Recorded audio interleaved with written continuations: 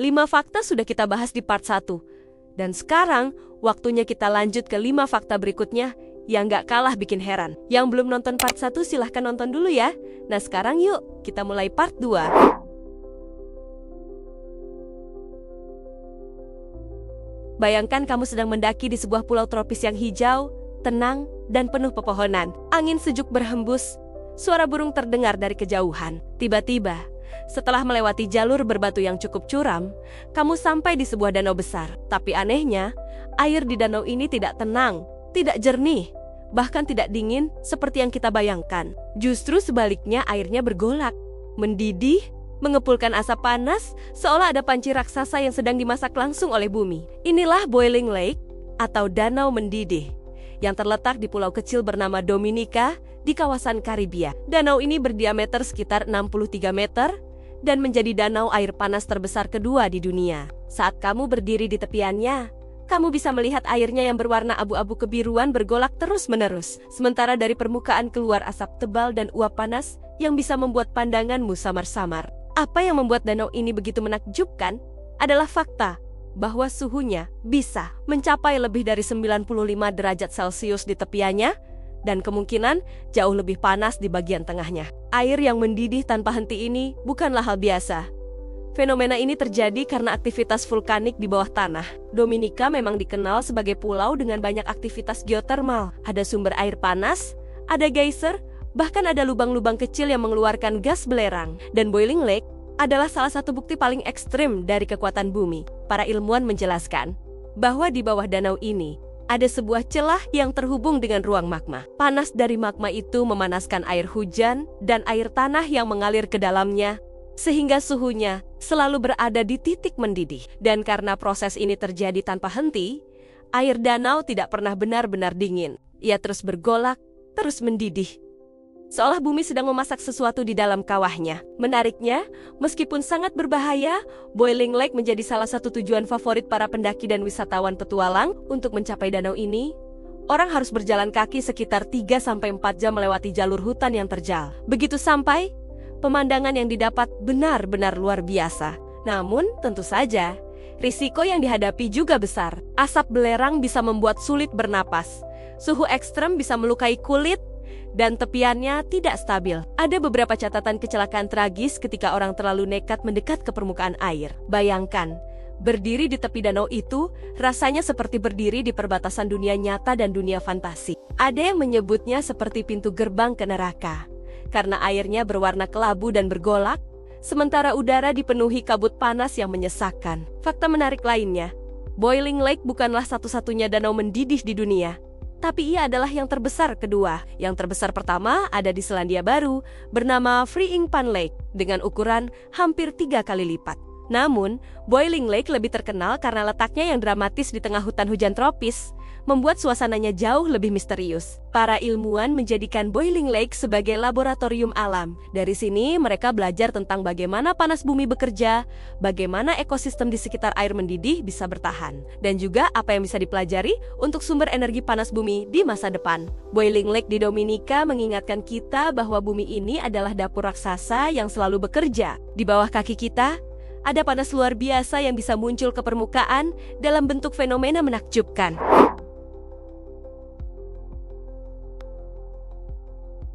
Bayangkan suatu pagi, kamu sedang berjalan santai di sebuah kota kecil. Cuaca tampak normal, awan kelabu menggantung, dan angin berhembus pelan. Lalu, hujan mulai turun. Tapi anehnya, yang jatuh dari langit bukan hanya butiran air. Kamu melihat sesuatu yang bergerak, melompat, bahkan menggeliat di jalanan. Yah, itu bukan halusinasi hujan katak, benar-benar terjadi. Fenomena hujan hewan adalah salah satu kejadian paling misterius di dunia. Bukan hanya ikan, seperti yang kita bahas sebelumnya di Honduras, tapi juga katak, laba-laba, bahkan ular kecil. Kejadian ini tercatat di berbagai belahan dunia dan membuat orang yang mengalaminya sering kebingungan, bahkan ketakutan. Salah satu kisah terkenal terjadi di Serbia pada tahun ke-2005. Warga desa dikejutkan ketika ribuan katak jatuh dari langit bersamaan dengan derasnya hujan. Jalanan penuh dengan katak melompat-lompat. Atap rumah dan mobil dipenuhi hewan kecil itu. Para ilmuwan menjelaskan bahwa kemungkinan besar fenomena ini terjadi karena angin puting beliung atau tornado kecil yang melewati danau atau sungai. Angin itu menyedot katak-katak, lalu membawanya ke udara, dan akhirnya menjatuhkannya kembali bersama hujan. Lalu ada juga fenomena hujan laba-laba di Goulburn, Australia pada tahun ke-2015. Bayangkan, ribuan laba-laba jatuh dari langit dengan benang-benang tipis seperti kapas putih, menutupi seluruh ladang dan pepohonan. Dari kejauhan, ladang itu tampak seperti diselimuti salju, padahal itu adalah sarang laba-laba yang berterbangan. Penduduk setempat menyebut kejadian ini sebagai raining spiders, dan meskipun terdengar menyeramkan, hal ini sebenarnya adalah hasil dari perilaku alami laba-laba. Ketika populasi mereka terlalu padat, laba-laba kecil memproduksi benang panjang dan diterbangkan angin. Jika jumlahnya banyak, fenomena ini bisa tampak seperti hujan laba-laba dari langit. Lebih ekstrem lagi, ada catatan lama tentang hujan ular kecil di Tennessee, Amerika Serikat. Pada abad ke-19, meskipun jarang, fenomena ini membuat banyak orang percaya bahwa itu adalah pertanda buruk. Bayangkan saja, berjalan di jalanan, lalu tiba-tiba ular kecil bergelimpangan dari langit bersama tetesan hujan. Benar-benar pengalaman yang bikin merinding. Bagaimana bisa hewan-hewan ini turun bersama hujan? Para ilmuwan percaya bahwa badai kuat, terutama tornado atau pusaran angin, mampu mengangkat benda-benda ringan dari tanah atau permukaan air, termasuk hewan-hewan kecil. Saat badai melemah, semua benda yang terbawa angin itu akhirnya jatuh kembali, seringkali di tempat yang jauh dari lokasi asal. Jadi, hujan katak, ikan, atau bahkan laba-laba bukanlah sihir, melainkan hasil kekuatan alam yang luar biasa. Namun tetap saja, bagi orang yang pertama kali mengalaminya, fenomena ini seperti mimpi buruk yang keluar dari dongeng atau film fantasi. Tidak heran jika sepanjang sejarah, hujan hewan sering dianggap sebagai pertanda gaib, mukjizat, atau bahkan kutukan. Fenomena hujan hewan ini memberi kita pesan bahwa bumi penuh dengan kejutan. Alam punya cara unik untuk menunjukkan kekuatannya. Kadang dengan cara yang menakutkan, sekaligus menakjubkan.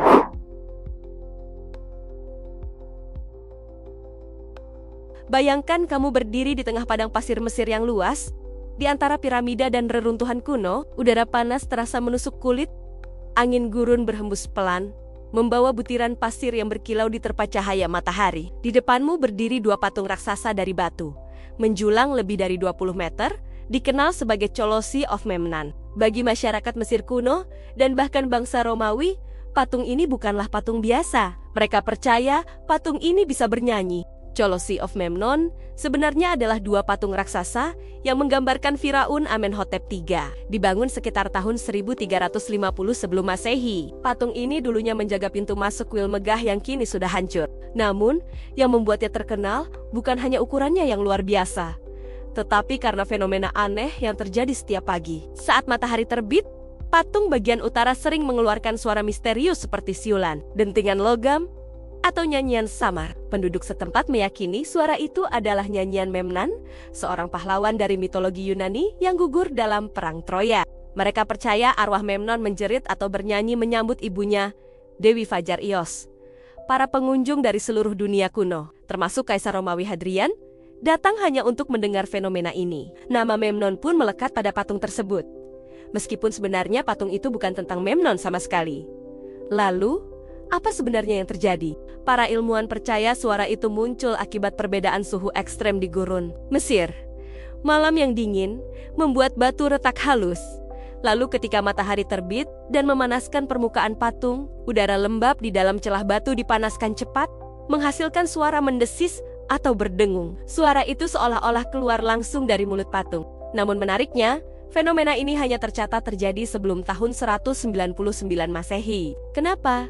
Karena pada masa itu, Kaisar Septimius Severus memerintahkan perbaikan patung yang sudah rusak akibat gempa bumi. Setelah diperbaiki, suara nyanyian itu berhenti total. Sejak saat itu, Colossi of Memnon hanya menjadi patung megah tanpa suara. Bagi orang Mesir kuno, suara ini dianggap sebagai tanda komunikasi antara dewa dan manusia. Tidak heran jika Colossi of Memnon sering disebut sebagai salah satu keajaiban dunia kuno yang hilang. Banyak penulis Yunani dan Romawi mencatat pengalaman mendengar patung bernyanyi, menjadikannya legenda yang tetap hidup hingga kini. Bayangkan saja, Patung bisu dari batu bisa menghasilkan suara yang membuat ribuan orang dari berbagai bangsa rela menempuh perjalanan jauh hanya untuk mendengarnya. Fenomena itu menunjukkan betapa kuatnya hubungan antara alam, teknologi kuno, dan imajinasi manusia.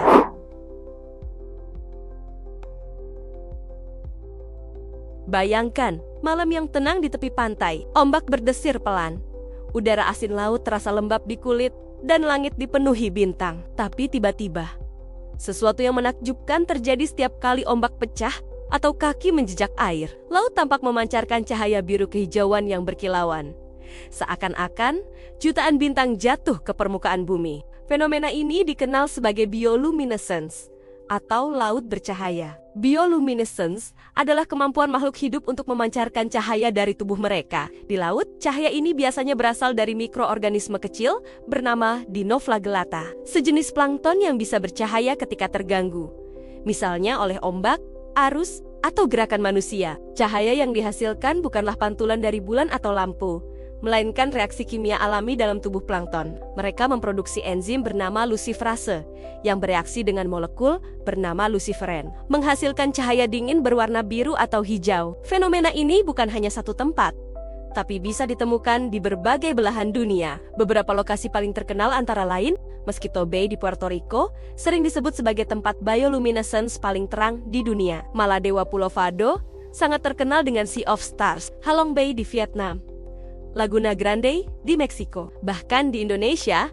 fenomena ini juga bisa ditemukan di beberapa perairan seperti di Maluku dan Papua. Di tempat-tempat ini, wisatawan rela menunggu malam hanya untuk menyaksikan laut yang berubah seperti kanvas bercahaya alami. Fenomena ini tidak sekadar indah bagi manusia, tapi juga punya fungsi penting di ekosistem laut. Ada plankton yang bercahaya untuk mengagetkan predator. Ada ikan yang menggunakan cahaya untuk berkomunikasi atau bahkan memikat mangsa. Bahkan, ada cumi-cumi yang mampu mengatur cahaya di tubuhnya agar bisa berkamuflase dengan cahaya bulan di permukaan laut. Dengan kata lain, cahaya bukan hanya keindahan, tapi juga senjata bertahan hidup. Banyak kisah wisatawan dan peneliti yang menggambarkan pengalaman magis melihat laut bercahaya. Salah satunya pada tahun 1988, sebuah kapal penelitian di Samudra Hindia mencatat peristiwa luar biasa. Area seluas 15.000 km persegi laut memancarkan cahaya biru selama berjam-jam. Bayangkan, kapal yang berada di tengah fenomena itu seakan dikelilingi lautan cahaya biru, seperti berada di dunia lain.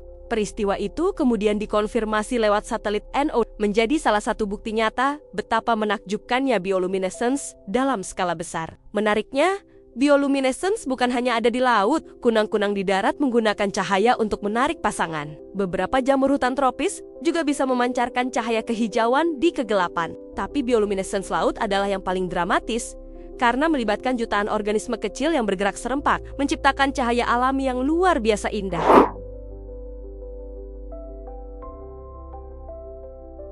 Bayangkan kamu berada di salah satu tempat paling terpencil dan paling dingin di dunia, Antartika. Hamparan salju putih terbentang sejauh mata memandang, gletser raksasa menjulang tinggi, dan udara menusuk tulang dengan suhu jauh di bawah 0 derajat. Namun, di tengah dunia yang serba putih dan membeku, ada sebuah pemandangan yang benar-benar aneh, yaitu air terjun berwarna merah darah yang mengalir dari gletser ke danau beku di bawahnya. Fenomena ini dikenal sebagai Blood Falls, atau air terjun darah, salah satu misteri alam paling mencolok di planet kita. Air terjun ini pertama kali ditemukan oleh ilmuwan Australia, Griffith Taylor, pada tahun 1911.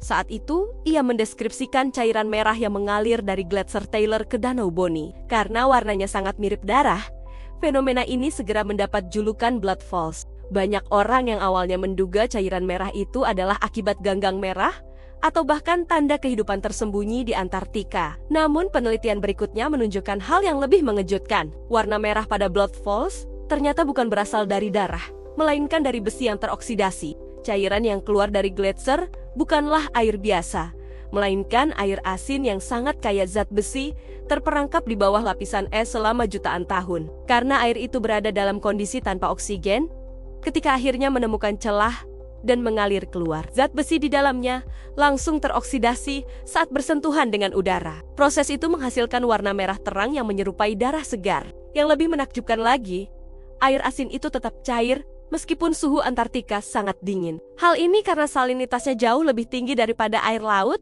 sehingga titik bekunya lebih rendah. Penelitian lebih lanjut menemukan sesuatu yang lebih mengejutkan. Air asin di dalam gletser ternyata menjadi rumah bagi mikroba purba yang bisa bertahan hidup tanpa cahaya matahari dan oksigen. Mikroba ini menggunakan sulfur dan besi sebagai sumber energi, menjadikannya salah satu bentuk kehidupan paling ekstrem di bumi.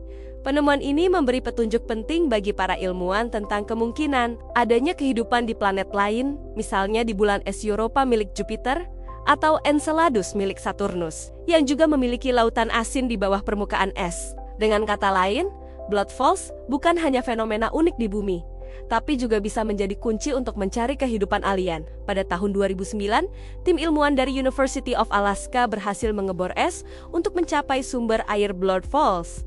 Hasilnya, mereka menemukan ekosistem mikroba purba yang sudah terperangkap selama lebih dari 1 juta tahun. Bagi dunia sains, penemuan ini seakan membuka jendela ke masa lalu, sekaligus memberi harapan baru untuk astrobiologi. Blood Falls kini menjadi salah satu destinasi paling ikonik di Antartika. Meski hanya sedikit orang yang bisa melihatnya langsung, karena aksesnya sangat sulit. Namun, gambar-gambarnya sering muncul di buku sains, dokumenter, dan bahkan film, membuatnya jadi salah satu fenomena alam paling terkenal di dunia. Fenomena ini menunjukkan betapa bumi masih menyimpan banyak rahasia, bahkan di tempat yang tampaknya tidak mungkin ada kehidupan. Nah, itulah fakta ke-10 dari rangkaian 10 fakta menarik yang kita bahas. Mulai dari hujan ikan di Honduras, pohon yang bisa berjalan di Amazon, sampai air terjun darah di Antartika, semuanya membuktikan bahwa alam punya cara unik untuk membuat kita kagum. Kita sudah membaginya ke dalam 2 bagian. Bagi yang sudah menonton part 1 dan sekarang menyelesaikan part 2, berarti kamu sudah menyelesaikan keseluruhan perjalanan luar biasa ini.